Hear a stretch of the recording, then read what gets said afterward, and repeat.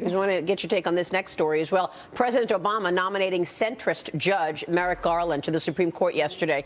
The decision already facing backlash from opponents in Congress. We're sending a powerful signal that once voting has started in a presidential election campaign in that particular toxic environment, especially the one we have today that is very toxic, we should not be bringing up a Supreme Court nomination. It is a president's constitutional right to nominate a Supreme Court justice, and it is the Senate's constitutional right to act as a check on a president and withhold its consent. And that's not unexpected. We all expected the Senate to say no, we're not going to do any hearings. Ted Cruz also weighing in on the issue. He says Garland is a left-leaning judge that someone like Donald Trump would select. Low blow.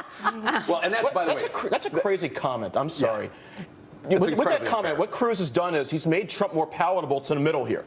Good job, Ted. And by the way, when Trump was specifically asked about this, I'm going to defend Donald Trump here. When he was specifically asked about this, he said, I'm going to select someone who is most like Antonin Scalia.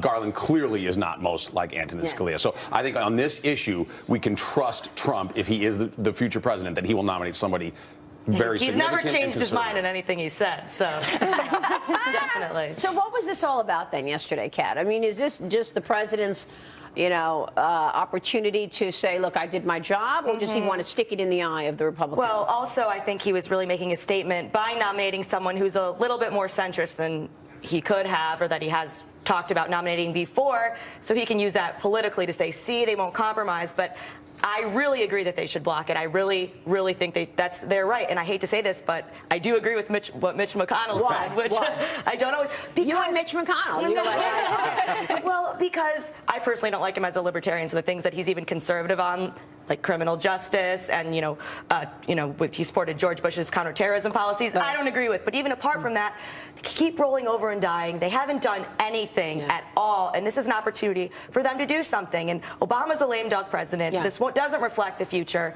and they had better do this, or they get rolled over again. Right. That's fine, and I take your point, but I mean, if you look at the polls right now, Hillary's beating Donald Trump by 13 points, right, in a general election matchup. So let's say she's going to win.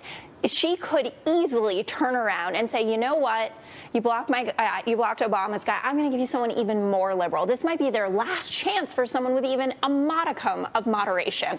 So I think it's really short-sighted. Even then, the Senate to not even meet with him. Only 7 Republican senators have said that they would meet with him. He's scheduling some meetings. Right. Even then, the Senate does not have to roll over. Separation of powers matters. I mean, what's the point as a Republican? What's the point of controlling both houses of Congress if we don't? I think the point is that it doesn't seem like Republicans ever look down the line. They just live day to day, and they say, I'm going to fight today. I'm going to shut down the government today. What about the $24 billion of the economy loses when you shut down the government?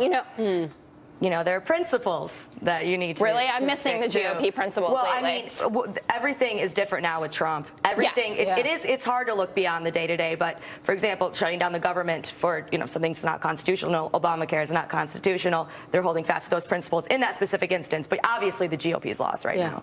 Obviously. Oh, really important subject to go through. And you both make great points. Thanks so much, ladies. Thanks. Kat Timpf and Jessica Tarlov. We'll see you soon. Thank you very much. Coming up next, an e-cigarette caused a major headache for passengers on a Delta flight, why firefighters were forced to board the plane because of that e-cigarette. Then Hillary Clinton's email scandal grows, how the former Secretary of State tried to change security protocols to keep her own iPhone while in office. Back in a minute.